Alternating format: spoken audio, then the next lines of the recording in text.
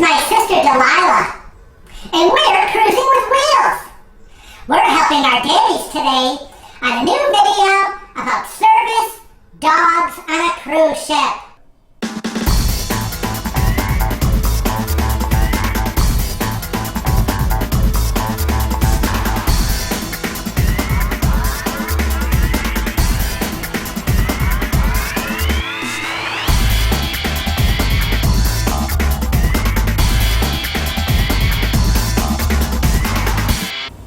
Thank you, Cece and Delilah, for that wonderful interview to this new video. Yep, today we're going to be talking about taking service dogs on a cruise ship when you go on your vacation.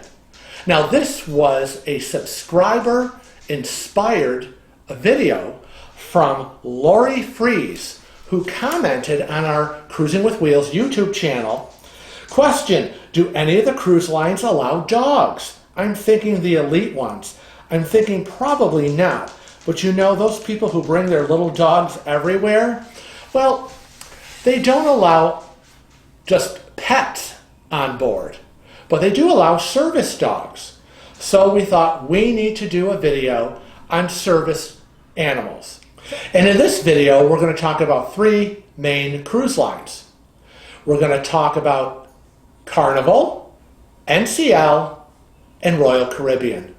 So let's start with Carnival.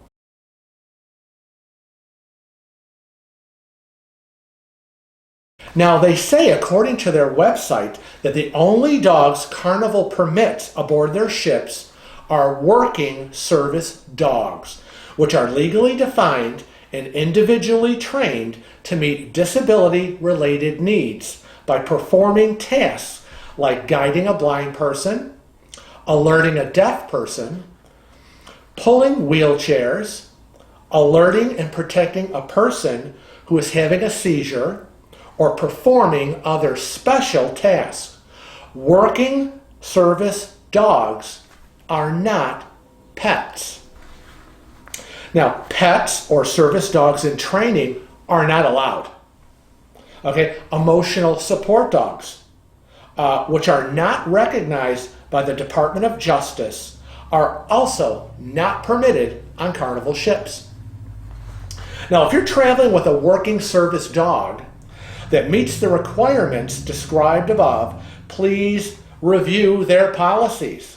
Now, remember that many of the ports that the Carnival ships go to have established strict entry requirements for animals. So if you're on a Carnival ship and you're traveling with a working service dog, please go to the Department of Agriculture website or their service animals veterinarian to determine each destination country's policy regarding admission to the port of call. Now, you might not be able to take your dog off the ship if you're stopping in a particular port of call. And remember, Carnival is not responsible for limitations imposed on working service dogs by entities or shore excursion providers in foreign ports. Many of the ports you may visit will only accept annual rabies vaccinations and do not recognize 3-year rabies vaccinations. Mexican ports require service dogs to have received an ectoparasite and endoparasite treatment no more than 15 days prior to arrival to port, and this information should be included in the dog's health certificate. You must hand carry, not packed in your luggage, all required documentation, along with your working service dog's current vaccination records. You will be asked to submit these records once aboard. So, there are limitations and restrictions. And if you do decide you're going on a Carnival cruise and you're watching this video, again, things change. Check the website. Make the phone call to Carnival before you leave. Now again, we're talking about the cruise ships. We're not even talking about airports and airlines and TSA. That's a whole other story in terms of getting your dog aboard. Now, next, let's talk about NCL, Norwegian Cruise Line.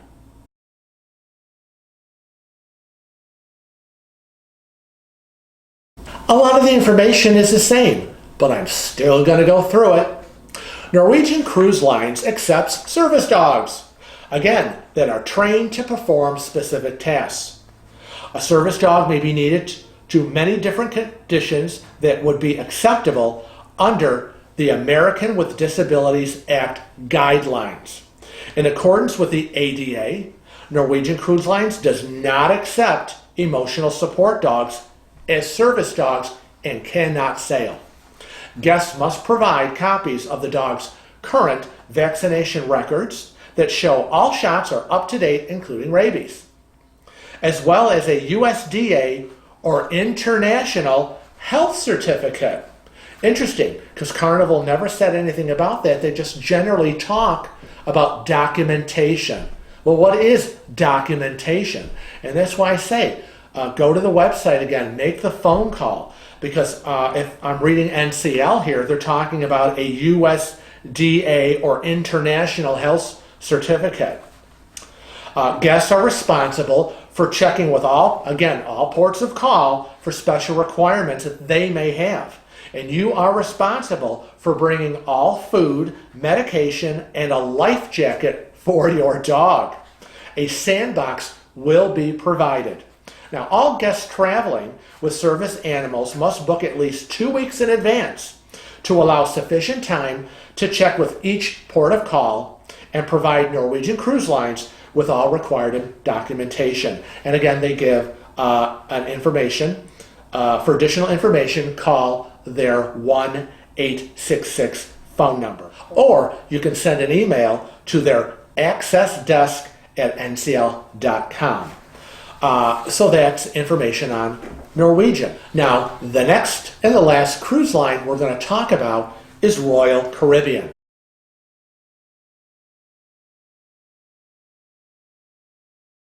Let's see.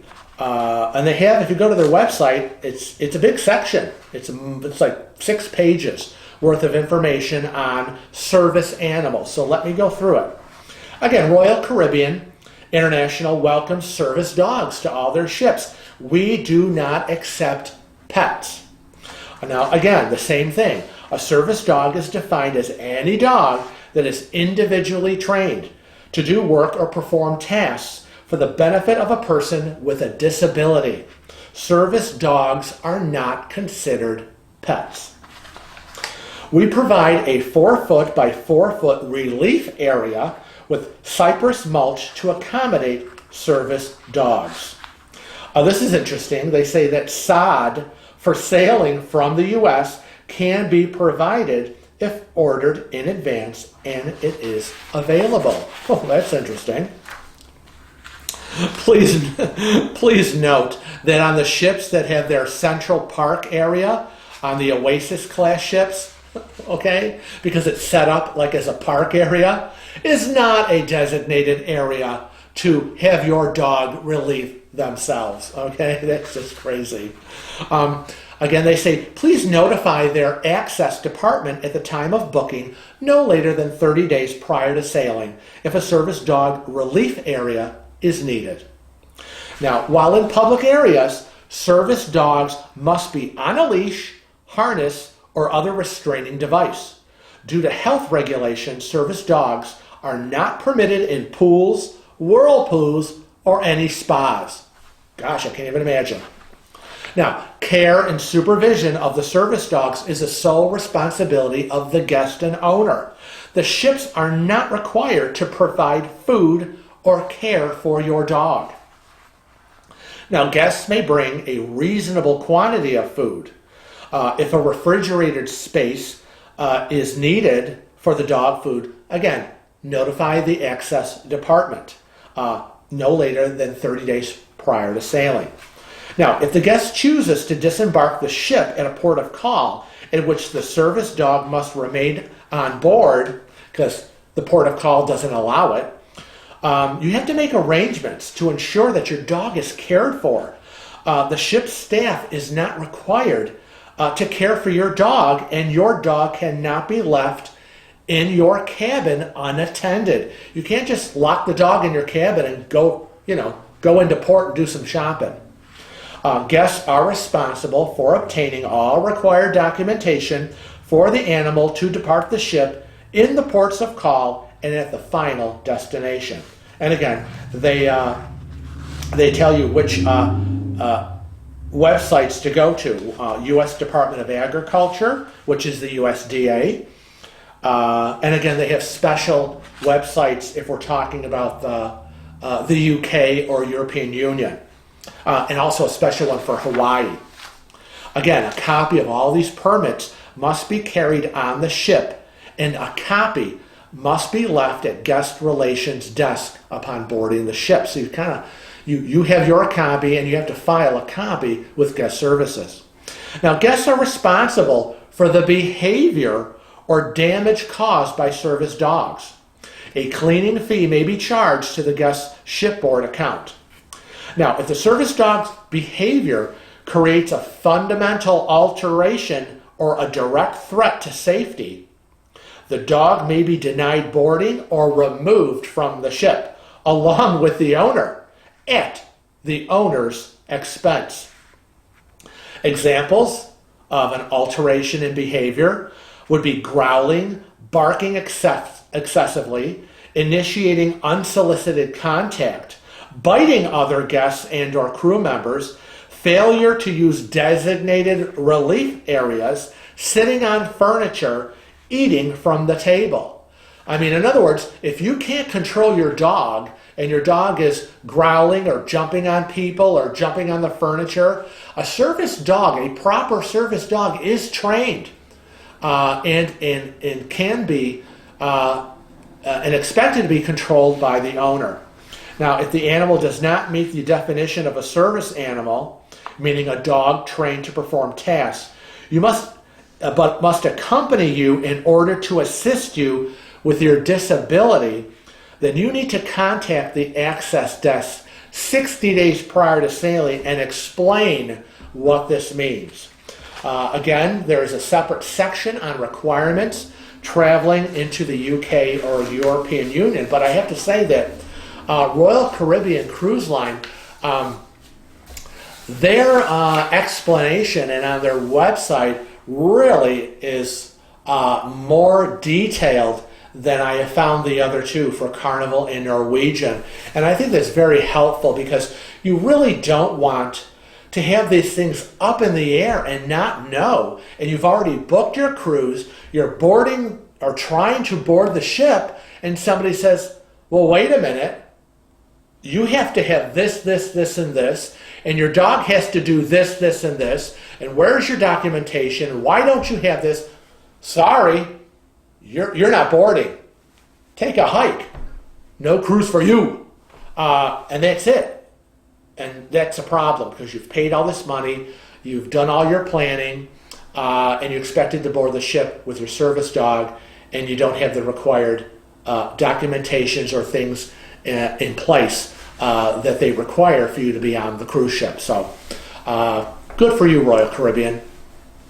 So, I hope I have given you some good information on service dogs. Again, you go to the websites of the cruise line you're interested in, or make the call to their 1-800 numbers and ask the agents about it. Go to the different websites. I mean, get on your computer, Google search. That's what it's there for. I want to thank you on behalf of Kevin and myself from Cruising with Wheels, and also our friends Cece and Delilah. And I want to leave you with a picture retrospective of our beloved Cece and Delilah, though they are not certified trained service dogs for me. I kind of think that some days I'm the service animal for them. I'm going to leave you today with a pictorial history of our dogs part of our special family. Enjoy!